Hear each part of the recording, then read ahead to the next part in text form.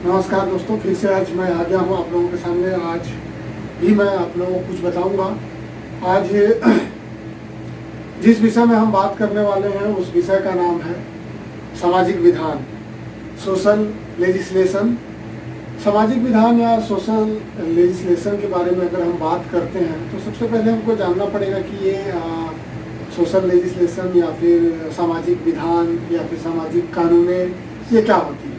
तो अगर हम बात करें सोशल लेजिस्लेशन या फिर सामाजिक विधान की, तो सबसे पहले हम ये जानते हैं कि हम एक सामाजिक प्राणी हैं और समाज में रहते हैं, और समाज में रहते हुए हमारी कुछ जिम्मेदारियां होती हैं, कुछ अधिकार होते हैं, कुछ कर्तव्य होते हैं। और अक्सर हम अपने अधिकारों के प्रति कुछ ज़्यादा ही सजग होते हैं, लेकिन हमारे जो कर्तव्य होते हैं हम उनको भूल जाते हैं। और हम ये भी भूल जाते हैं कि हम एक सामाजिक प्राणी हैं और समाज के बिना हमारा कोई भी अस्तित्व नहीं है। क्यों नहीं है? क्योंकि हम एक दूसरे से जुड़े हुए हैं, कनेक्टेड हैं, और एक दूसरे की आवश्यकताओं की पूर्ति करने के लिए हमको एक दूसरे की आवश्यकता पड़ती है। तो ये समाज है और इस समाज से जुड़कर ही हमको रहना है, और समाज के साथ मिलकर काम करेंगे तो ही जो है हमारा काम जो है वो आसानी से हो पाएगा, और हम अपना जो जीवन यापन है उसको आसानी से कर पाएंगे। अगर हम जरा सा भी ये समझ लेते हैं कि हम असामाजिक है, समाज के साथ हमारा रहना जरूरी नहीं है, हमको सामाजिक लोगों के साथ रहना जरूरी नहीं है, तो यहाँ पर समस्या आ जाती है। बात करते हैं सीधे सामाजिक विधान की। तो जो सामाजिक विधान है वो थोड़ा एक स्पेशल, थोड़ा विशेष है। विशेष इसलिए है क्योंकि सामाजिक विधान एक विशिष्ट या खास प्रकार के कानून को बताता है, खास प्रकार के कानून को प्रासंगिक करता है। तो ये एक प्रकार से हम कह सकते हैं कि खास प्रकार का विधान है या खास प्रकार का कानून है जो समाज सुधार से संबंधित है। मतलब सामाजिक विधान एक खास प्रकार की कानून है जो समाज सुधार से संबंधित काम करता है, या समाज सुधार से संबंधित जो भी समस्याएं हैं उनको निराकरण करने का कार्य करता है। तो ये हमको जानना है कि एक भी कानून ही है, लेकिन ये विशेष प्रकार से है। विशेष प्रकार से इसलिए है क्योंकि यह काम किस पर करता है? समाज सुधार पर काम करता है, समाज सुधार के लिए बनाया गया है, या यूं कहें कि इसको जो है समाज सुधार के लिए ही लाया गया है। तो सामाजिक विधान ऐसे कानून होते हैं जिनको समाज सुधार के लिए लाया जाता है, जो एक प्रकार के खास कानून होते हैं। अब समाज सुधार की बात आई तो हमको यह समझना है कि क्यों समाज सुधार की आवश्यकता है। क्या हमारा समाज बिगड़ा है? हम जिस समाज में रह रहे हैं उस समाज में कुछ प्रॉब्लम आ गई है, कुछ समस्या आ गई है, या वो समाज हमें ये ऐसा लगता है कि उसमें कुछ न कुछ खामियां हैं, कुछ न कुछ कमियां हैं? ऐसा नहीं है। लेकिन इस सामाजिक विधान की आवश्यकता हमको उन कुछ विशेष लोगों के लिए पड़ती है जो अपनी आवश्यकताओं को पूरी नहीं कर पाते हैं, अपनी आवश्यकताओं को पूरा नहीं कर पाते हैं। कहने का तात्पर्य है कि हमारे समाज में रहने वाले कुछ ऐसे लोग हैं जो अपना काम स्वयं से सही तरीके से नहीं कर सकते। वो या तो निराश्रित हैं, या अशक्त हैं, या कमजोर हैं, या उनको समाज में कमजोर बना दिया गया है। तो ऐसे लोगों के लिए हम आज जो है सामाजिक विधान या सामाजिक कानूनों का उपयोग करते हैं। हम अगर बात करें तो महिला है, महिला को अक्सर यहाँ पर समझा जाता है कि वो जो है घर के चार दीवारी के अंदर रहेगी, उसके अपने दायरे हैं, उसके अपने लिमिटेशन है, उसके अंदर उसको रहना है। तो ये जरूरत पड़ता है। ठीक उसी प्रकार से हम जाते हैं तो पता चलता है कि बुजुर्ग वर्ग है। बुजुर्ग वर्ग क्या होता है कि अक्सर या तो रिटायर हो जाते हैं, या तो फिर वो शारीरिक रूप से इतने मजबूत नहीं होते हैं कि वे अपने काम को आसानी से कर पाए, तो उनको जरूरत पड़ती है सामाजिक विधान की। बच्चे हो गए, छोटे बच्चे जो अपना काम नहीं कर सकते, उनको विकलांग यानी कि जिनको अब हम दिव्यांग के नाम से जानते हैं, तो दिव्यांग वर्ग भी इस दायरे में आता है। वहीं हम कहें जैसे बनाया गया है महिलाओं के लिए, मैंने बताया मैं समाज में और कई पिछड़े वर्ग हैं, पिछड़ा वर्ग है जिनको मुख्य धारा से जोड़ने या फिर समान या फिर बराबर लाने की दृष्टि से उनके साथ ये कानून काम करता है, सामाजिक विधान काम करता है, उनको आवश्यकता पड़ती है। तो ऐसे हम बात करते हैं कि इस प्रकार से समाज को सही रास्ता में लाने के लिए, मुख्य मार्ग से जोड़ने के लिए इन सामाजिक विधान का उपयोग किया जाता है। हम अगर बात करते हैं सामाजिक विधान में आगे, तो सामाजिक विधान यानी कि ये बनता कैसे है, यानी कि सामाजिक कानूनों को बनाया कैसे जाता है, ये होता कैसे। तो इसको निर्माण करने के लिए कोई भी, जैसे विधानसभा की बात करें, संसद की बात करें, या फिर किसी भी कानून बनाने वाली संस्था के द्वारा इसको आसानी से मतलब इसको बनाया जा सकता है। आसानी से तो नहीं कह सकते, इनको बनाया जा सकता है। मतलब कानून बनाने वाली कोई भी संस्था, चाहे वो संसद हो गए, चाहे वो विधानसभा हो गया, इन सब के माध्यम से ये सामाजिक कानून, सामाजिक विधान बनाए जाते हैं। लेकिन इसको बनाने के पीछे कुछ उद्देश्य रहते हैं, यानी कि सामाजिक विधान का मुख्य उद्देश्य क्या है। हम आज जानेंगे कि सामाजिक विधान का मुख्य उद्देश्य क्या है और सामाजिक विधान की आवश्यकता क्यों पड़ती है। तो कुछ ऐसे ही उद्देश्य जो सामाजिक गैप, जो सामाजिक कुरीतियां, जो सामाजिक समस्याएं हैं, उनको पूर्ण करने के लिए बनाया गया है, उसको हम लोग जानते हैं कि वो सामाजिक विधान है। लेकिन इन उद्देश्यों को पूरा कर पाता है कि नहीं, पूरा करना है ये तो मतलब इन कुछ उद्देश्य हैं जिनको पूरा करने के लिए जो है सामाजिक विधान को लाया गया है, जिनके बारे में हम जानते हैं। तो इनका उद्देश्य क्या है? सबसे पहले तो है सुरक्षा प्रदान करना। हम जानते हैं कि बहुत सारे ऐसे वर्ग होते हैं जो अपने आप को जहाँ पर रहते हैं असुरक्षित महसूस करते हैं, यानी कि वो सुरक्षित महसूस नहीं करते। कुछ वर्ग हैं, कुछ गरीब तबके के वर्ग हैं, दिव्यांग वर्ग है, बुजुर्ग वर्ग है, जो आश्वस्त नहीं होते हैं कि हम इस समाज में बराबर के हिस्सेदार हैं, या फिर हमें उतना ही मान सम्मान, या सामाजिक रूप से कहें, आर्थिक रूप से कहें, किसी भी प्रकार से उनको बराबरी का दर्जा नहीं मिल पा रहा है। अगर ऐसा लगता है तो इस उद्देश्य को पूरा करने के लिए, ऐसी समस्याओं को दूर करने के लिए हम सामाजिक विधान का सहारा ले सकते हैं और सामाजिक विधान में इन उद्देश्यों को भी पूरा किया जाता है। दूसरा अगर हम बात करें तो सामाजिक एवं आर्थिक कल्याण। तो सामाजिक एवं आर्थिक कल्याण, जैसे कि पहले ही बात हुआ, सामाजिक कल्याण के बारे में बात करते हैं। सामाजिक कल्याण का मतलब ये होता है कि समाज में निवास करने वाले लोग, समाज में रहने वाले लोग जो अपने आप को सामाजिक कहते हैं, वो कैसे अपने आप को सामाजिक रूप से बराबर समझें और बराबर नहीं समझें, ये बात होता है। तो कुछ ऐसे लोग होते हैं, जैसे मैं दिव्यांग की बात कर रहा था, दिव्यांग लोग अक्सर क्या होते हैं, अपने आप को समझते हैं कि मैं पूर्ण नहीं हूँ, शारीरिक रूप से पूर्ण नहीं हूँ, तो मैं समाज का अंग नहीं हूँ, मेरा कोई यहाँ पर रोल नहीं बनता है, मेरा कोई भूमिका नहीं है समाज में।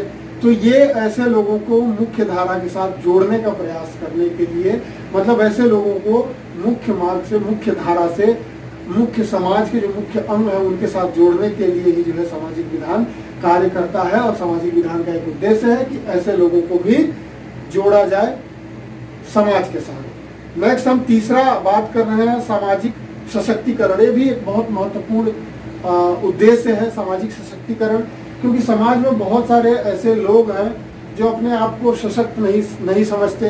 कारण चाहे जो भी हो सकता है, अशिक्षा हो सकता है, मानसिक स्तर हो सकता है, सामाजिक स्तर भी हो सकता है, जो पहले से परंपरागत तरीके से चलती आ रही है कि नहीं, हम लोग कमजोर हैं, हम लोग कमजोर हैं, हम लोग कमजोर हैं, हमारा काम यही है, हमारा काम यही है। और वहीं दायरे में, उसी दायरे में अगर वो बंद कर रहना चाहते हैं तो इसके अंतर्गत आएगा। तो उनको जो है सामाजिक स्तर पर बराबर रहने की जरूरत है, बराबर लाने की जरूरत है, और ऐसे उद्देश्य को पूरा कराता है हमारा सामाजिक विधान। दूसरा बात करते हैं आर्थिक। तो आर्थिक रूप से कई लोग ऐसे हैं जो पिछड़े हैं और शासन प्रशासन बहुत प्रयास कर रही है कि वो लोगों के साथ बराबरी करके चले और उनको मुख्य धारा में जोड़ने का प्रयास कर रही है। और उसके लिए उनको कुछ रियायत दी जाती है, कुछ छूट दी जाती है, जो अन्य लोगों के सामने प्रॉब्लम बनकर आ जाता है। तो यहाँ पर बराबरी नहीं रह जाता, और ऐसी स्थिति से निपटने के लिए भी हम जो है सामाजिक विधान का सहारा ले सकते हैं, और इस उद्देश्य को पूरा करता है हमारा सामाजिक विधान। सामाजिक सशक्तिकरण बहुत महत्वपूर्ण है, इसको हमको जानना है। समाज में जैसे कुछ वर्ग, मतलब कुछ लोग होते हैं जो समाज के लिए कार्य करते हैं और समाज में सशक्तिकरण लाने का प्रयास करते हैं, लेकिन ये कुछ कारण हैं जो प्रॉब्लम क्रिएट कर देती है। नेक्स्ट हम चौथे टॉपिक पे जाते हैं। बहुत ही अच्छा उद्देश्य है और बहुत प्रमुख उद्देश्य है। उद्देश्य है कुप्रथाओं का अंत।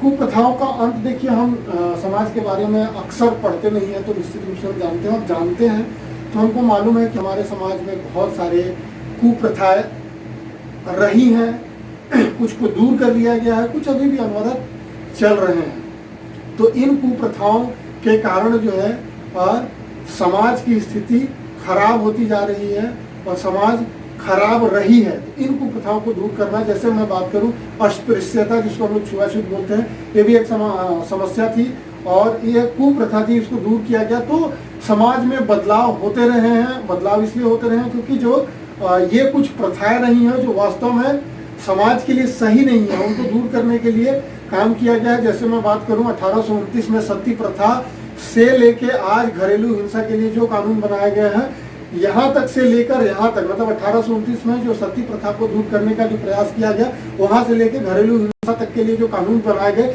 ये क्या है? कानून में बदलाव लाकर समाज को बराबर करना है, समाज को सामाजिक रहने देना है। इसके लिए ये सब प्रयास किए जाते रहे हैं और ये बदलाव लाते जा रहे हैं और धीरे धीरे बदलाव आता जाएगा। जब भी हमको महसूस होगा, जब भी समाज महसूस करेगा कि ये जो ट्रेंड चल रहा है, ये जो प्रथा चल रहा है, ये जो परंपरागत हम कुछ काम कर रहे हैं, उसमें कोई फॉल्ट है, उसमें कुछ प्रॉब्लम है, वो सही नहीं है, तो उसको बदलने का प्रयास हम करते रहेंगे। और ऐसे ही प्रथाओं का हम लोग कुप्रथा जो खराब है, हमारे समाज के लिए सही नहीं है, ऐसे प्रथाओं को ही हम लोग कुप्रथा कहते हैं। नेक्स्ट है भेदभाव का अंत। भेदभाव का अंत का मतलब ये होता है कि हम समाज में अक्सर देखते हैं अमीर और गरीब में भेदभाव होता है, एक जाति दूसरे जाति के साथ भेदभाव करता है, पुरुष वर्ग महिला वर्ग से भेदभाव करता है। तो इस तरह के जो छोटे छोटे भेदभाव हैं, इनको दूर करना भी सामाजिक विधान का एक उद्देश्य है, सामाजिक विधान को लाने का एक उद्देश्य है। और सामाजिक में इस तरह की बुराइयां जो है समाज में है, जिनको दूर करना हम चाहते हैं। नेक्स्ट है, हम बात कर रहे हैं 6वें नंबर पर जाते हैं। 6वें नंबर पर है समाज सुधार संस्थान का निर्माण। तो कई ऐसे संस्थान का निर्माण करना जो समाज सुधार का काम करे। समाज सुधार का काम मतलब हम छोटी छोटी जिन समस्याओं के बारे में जान रहे हैं कि समाज में ये कुरीतियां हैं, ये समस्याएं हैं, ऐसे लोगों की सोच है, तो इन सारी चीज़ों को दूर करना, ये दूर करने के लिए संस्थान बनाना, संस्थान का निर्माण करना, ये भी उद्देश्य है सामाजिक विधान का। नेक्स्ट और सबसे महत्वपूर्ण 7वें नंबर पर जाते हैं, न्यायपूर्ण समाज की स्थापना करना। सबसे प्रमुख उद्देश्य यही है कि न्यायपूर्ण समाज का स्थापना करना, मतलब ये समझ में आ जाए कि ये जो समाज है पूरी तरह से इस समाज के साथ न्याय हो रहा है और यहाँ पर कोई भी प्रकार का, किसी भी प्रकार का कोई कुछ भी, किसी भी व्यक्ति विशेष के साथ कुछ भी गलत नहीं हो रहा है, सब सही तरीके से चल रहा है। ऐसे समाज का निर्माण करना ये उद्देश्य है सामाजिक विधान का। अब इन उद्देश्यों को पूरा तो हमको करना है, और पूरा करना है तो पूरा करने के लिए चुनौतियां ना हो, ऐसे काम होते नहीं है। तो ऐसा संभव नहीं है कि इन उद्देश्यों को पूरा करने के लिए सामाजिक विधान के जितने भी उद्देश्य हैं, इन उद्देश्यों को पूरा करना चाहे और उसके लिए चुनौतियां ना आए। तो देखते हैं आगे की क्या क्या चुनौतियां हैं, सामाजिक विधान की क्या क्या चुनौतियां हैं। तो सबसे पहले जागरूकता की कमी। चूंकि समाज में जागरूक लोगों की आवश्यकता है, लोग जागरूक रहे। कानून अगर बन जाता है, हमारे लिए बनता है, लेकिन मैं जागरूक ही नहीं हूँ कि मेरे लिए इस प्रकार का कानून भी है, तो उस कानून का कोई महत्व नहीं रह जाता। इसलिए सबसे प्राथमिकता हमको देनी चाहिए जागरूकता, मतलब लोग जागरूक रहे अपने अधिकारों के प्रति। नेक्स्ट हम जाते हैं दूसरे नंबर की चुनौती की बात करें तो ये भी सबसे महत्वपूर्ण है, वो है शिक्षा की कमी। क्योंकि कानून बन जाता है, विधान बन जाते हैं, लेकिन विधान और कानून इतने विस्तृत हैं, इतने विस्तार हैं कि उसको एक आम आदमी जो है आसानी से समझ जाए, ये जरूरी नहीं है। तो उसके लिए हमको जरूरी है कि हम जिस स्तर का हमारा संविधान है, जिस स्तर का हमारा कानून है, हमारी जो शिक्षा है वो भी उस स्तर की रहे ताकि हम उसको आसानी से समझ सकें। तो ये भी एक चुनौती है सामाजिक विधान के सामने। दूसरा हम बात करते हैं असंवेदनशीलता। कुछ समाज के कुछ ऐसे लोग हैं जो असंवेदनशील हैं। कहने का मतलब ये है कि जैसे घर में मान के चलते हैं कि महिलाओं की जो भागीदारी है वो घर के चार दीवारी के अंदर है, उससे बाहर वो कदम नहीं रख सकती, या फिर उनके साथ होने वाले जो दुर्व्यवहार हैं या घरेलू हिंसा है, ये जायज़ है। ऐसा माना जाता है कि घरेलू हिंसा अगर हो रहा है तो महिलाओं को घर में चुप रहना चाहिए, घर की इज्जत की बात है।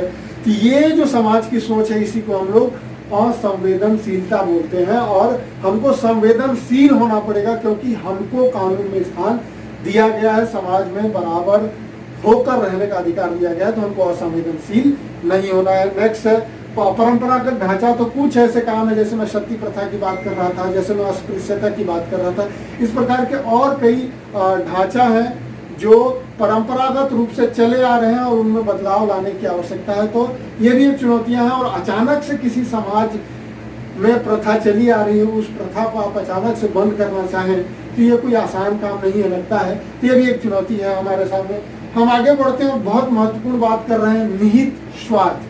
निहित स्वार्थ क्या होता है कि कुछ ऐसे लोग होते हैं समाज में जिनको हम मजबूत वर्ग कह सकते हैं, जिनको हम पूंजीपति वर्ग कह सकते हैं, ये वर्ग क्या करते हैं कि ये चाहते नहीं कि समाज में सुधार हो, जैसा चल रहा है वैसे ही चलता रहे। क्यों चलता रहे? क्योंकि वैसे समाज से उनको लगातार लाभ हो रहा है, और अगर उसमें बदलाव आ जाता है तो उनको लाभ मिलना बंद हो जाएगा, जिसके कारण ऐसे कुछ धनाढ्य लोग, कुछ पकड़ वाले लोग, जिनकी पकड़ होती है, जो कुछ पूंजीपति वर्ग के लोग, ऐसे लोग नहीं चाहते हैं कि बदलाव हो। तो ये स्वार्थ हो जाता है, अपने स्वार्थ हित के लिए समाज में अच्छा परिवर्तन लाना चाहते ही नहीं लोग हैं। तो ये भी एक हमारे सामने चुनौती है। आगे हम बात करते हैं तो बदलाव का डर, जिसके बारे में बात कर रहा था अभी, नेक्स्ट हम जिसके बारे में बात कर रहे हैं बदलाव का डर, हम 5वें नंबर पर जान रहे थे कि निहित स्वार्थ 5वें नंबर पर देख रहे थे, 6वें नंबर पर ठीक हम पहुंच गए हैं कि क्या बदलाव का डर। तो बदलाव का डर इसी वजह से नहीं, क्योंकि लोगों को